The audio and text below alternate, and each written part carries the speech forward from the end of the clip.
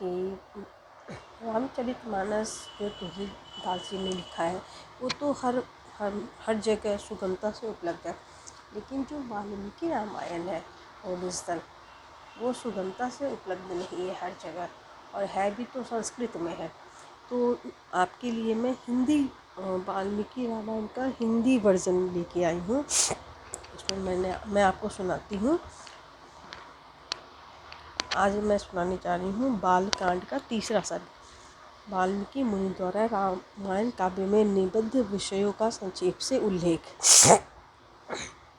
तो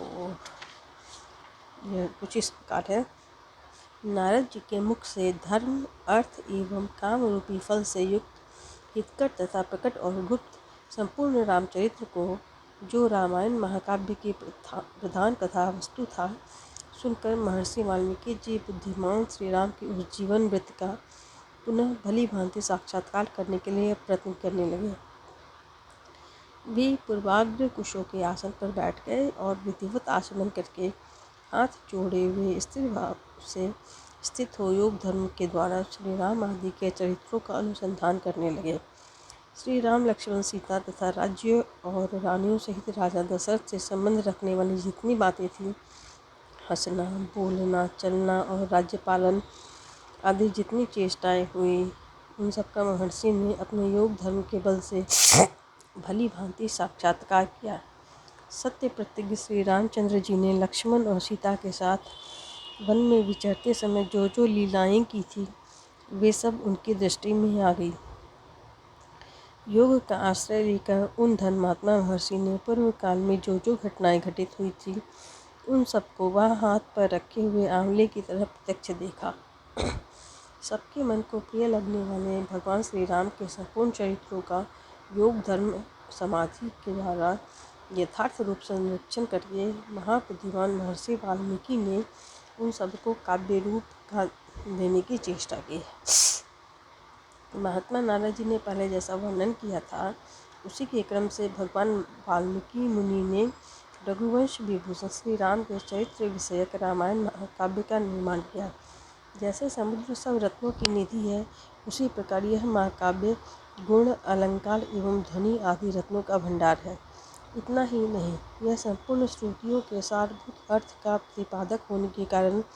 सबके कानों को प्रिय लगने वाला तथा सभी के चित्त को आकृष्ट करने वाला है। यह धर्म, अर्थ, काम, मोक्ष रूपी गुणों से युक्त तथा इनका विस्तार पूर्वक प्रतिपादन एवं दान करने वाला है। श्री राम के जन्म, उनके महान पराक्रम, उनकी सर्वानुकूलता, लोकप्रियता, क्षमा, सौम्य भाव तथा सत्यशीलता का इस महाकाव्य में महर्षि ने वर्णन किया है। विश्वामित्र जी के साथ श्री राम लक्ष्मण के जाने पर जो उनके द्वारा नाना प्रकार की विचित्र लीलाएं तथा अद्भुत बातें घटित हुई, उन सब का इसमें महर्षि ने वर्णन किया है। श्री राम द्वारा मिथिला में धनुष के तोड़े जाने तथा जनक नंदिनी सीता और उर्मिला आदि के विवाह का भी इसमें चित्रण है। श्री राम परशुराम संवाद, दशरथ नंदन श्री राम के गुण, उनके अभिषेक, कैकई की दुष्टता, श्री राम के राज्याभिषेक में विघ्न, उनके वनवास, राजा दशरथ के शोक विलाप और परलोक गमन, प्रजाओं को विषाद, साथ जाने वाली प्रजाओं को मार्ग में छोड़ने, निषाद राजगुरु के साथ बात करने तथा सुमंत को अयोध्या लौटाने आदि का भी इसमें उल्लेख किया गया है। श्री राम का आदि का गंगा के पार जाना, भरद्वाज मुनि का दर्शन करना, भरद्वाज मुनि की आज्ञा लेकर चित्रकूट जाना और वहाँ की नैसर्गिक शोभा का अवलोकन करना, चित्रकूट में कुटिया बनाना, उसमें निवास करना, वहाँ भरत का श्री राम से मिलने के लिए आना, उन्हें अयोध्या लौट चलने के लिए प्रसन्न करना, मनाना, श्री राम द्वारा पिता को जलांजलि दान, भरत द्वारा अयोध्या के राज सिंहासन पर श्री रामचंद्र जी की श्रेष्ठ पादुकाओं का अभिषेक एवं स्थापन, नंदीग्राम में भरत का निवास, श्री राम का दंडकारण्य में गमन, उनके द्वारा विराध का वध, सरभंग मुनि का दर्शन, सुतीक्ष्ण के साथ समागम, अनुसुईया के साथ सीता देवी की कुछ काल तक स्थिति, उनके द्वारा सीता को अंगराग समर्पण, श्री राम आदि के द्वारा अगस्त्य का दर्शन, उनके दिए हुए वैष्णव धनुष का ग्रहण, शूर्पणखा का संवाद, श्री राम की आज्ञा से लक्ष्मण द्वारा उसका विरूपकरण, उसकी नाक और कान का छेदन, श्री राम द्वारा खरदूषण और त्रिशूल का वध, शूर्पणखा के उत्तेजित करने से रावण का श्री राम से बदला लेने के लिए उठना, श्री राम द्वारा मारीच का वध, रावण द्वारा विदेह नंदिनी सीता का हरण, सीता के लिए श्री रघुनाथ जी का विलाप, रावण द्वारा गृधराज जटायु का वध, श्री राम और लक्ष्मण जी की कबंध से भेंट, उनके द्वारा पंपा सरोवर का अवलोकन, श्री राम का सबड़ी से मिलना और उसके दिए हुए फल मूल को ग्रहण करना, श्री राम का सीता के लिए प्रलाप, पंपा सरोवर के निकट हनुमान जी से भेंट, श्री राम और लक्ष्मण का हनुमान जी के साथ ऋष्यमुख पर्वत पर जाना, वहाँ सुग्रीव के साथ भेंट करना, उन्हें अपने बल का विश्वास दिलाना और उनसे मित्रता स्थापित करना,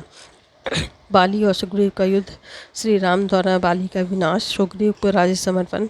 अपने पति बाली का तार का विलाप, शरत काल में सीता की खोज कराने के लिए सुग्रीव की प्रतिज्ञा, श्री राम का बरसात के दिनों में पुष्को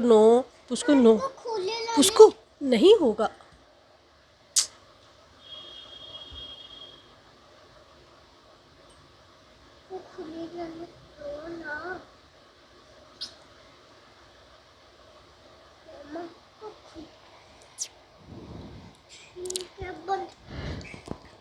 अपने पति बाली के लिए तारा का विलाप, शरत काल में सीता की खोज कराने के लिए सुग्रीव की प्रतिज्ञा, श्री राम का बरसात के दिनों में माल्यवान पर्वत के प्रस्त्रवन नामक शिखर पर निवास, रघुकुल सिंह श्री राम का सुग्रीव के लिए क्रोध प्रदर्शन,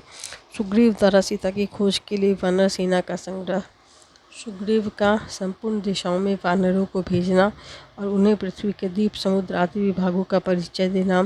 श्री राम का सीता के विश्वास के लिए हनुमान जी को अपनी अंगूठी देना, वानरों को वृक्ष बिल का दर्शन, उनका प्रायोपवेशन, प्राण त्याग के लिए अनशन, संपाति से उनकी भेंट और बातचीत, समुद्र लंघन के लिए हनुमान जी का महेंद्र पर्वत पर चढ़ना, समुद्र को लांघना, समुद्र के कहने से ऊपर उठे हुए मैनाक का दर्शन करना, इनको राक्षसी का डांटना, हनुमान द्वारा छाया ग्रहणी सिंहिका का दर्शन एवं निधन, लंका के आधारभूत पर्वत त्रिकूट का दर्शन,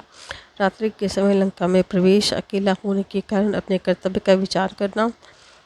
रावण के मद्यपान स्थान में जाना, उनके अंतःपुर के स्त्रियों को देखना, हनुमान जी का रावण को देखना, पुष्पक विमान का निरीक्षण करना, अशोक वाटिका में जाना, सीता जी के दर्शन करना, पहचान के लिए सीता जी को अंगूठी देना, उनसे बात करना, राक्षसियों द्वारा सीता को डांट फटकार, त्रिजटा को श्री राम के लिए शुभ सूचक स्वप्न का दर्शन, सीता का हनुमान जी को चूड़ामणि प्रदान करना, हनुमान जी का अशोक वाटिका के वृक्षों को तोड़ना, राक्षसियों को भगाना, रावण के सेवकों का हनुमान जी के द्वारा संहार, वायुनंदन हनुमान का बंदी होकर रावण की सभा में जाना, उनके द्वारा गर्जन और लंका का दाह, फिर लौटती बार समुद्र को लांघना, वानरों का मधुवन में आकर मधुपान करना, हनुमान जी का श्री रामचंद्र जी को आश्वासन देना और सीता जी की दी हुई चूड़ामणि समर्पित करना, सेना सहित सुग्रीव के साथ श्री राम की लंका यात्रा के समय समुद्र से भेंट, नल का समुद्र पर सेतु बांधना, उसी सेतु के द्वारा वानर सेना का समुद्र के पार जाना, रात को वानरों का लंका पर चारों ओर से घेरा डालना, विभीषण के साथ राम का मैत्री संबंध होना, विभीषण का श्री राम को रावण के वध का उपाय बताना, कुंभकर्ण का निधन, मेघनाथ का वध, रावण का विनाश, सीता की प्राप्ति, शत्रुघ्न नगरी लंका में विभीषण का अभिषेक, श्री राम द्वारा पुष्पक विमान का अवलोकन, उनके द्वारा दल बल सहित उनका अयोध्या के लिए प्रस्थान, श्री राम का भरद्वाज मुनि से मिलना, वायुपुत्र हनुमान को दूत बनाकर भरत के पास भेजना तथा अयोध्या में आकर भरत से मिलना, श्री राम के राज्याभिषेक का उत्सव, फिर श्री राम का सारी वानर सेना को विदा करना, अपने राष्ट्र की प्रजा को प्रसन्न रखना तथा उनकी प्रसन्नता के लिए विदेह नंदिनी सीता को वन में त्याग देना इत्यादि वृत्तांतों को एवं इस पृथ्वी पर श्री राम का जो कुछ भविष्य चरित्र था उसको भी भगवान वाल्मीकि मुनि ने अपनी उत्कृष्ट महाकाव्य में अंकित किया। इस प्रकार श्री वाल्मीकि निर्मित आर्ष रामायण आदि काव्य के बालकांड में तीसरा सर्ग पूरा हुआ।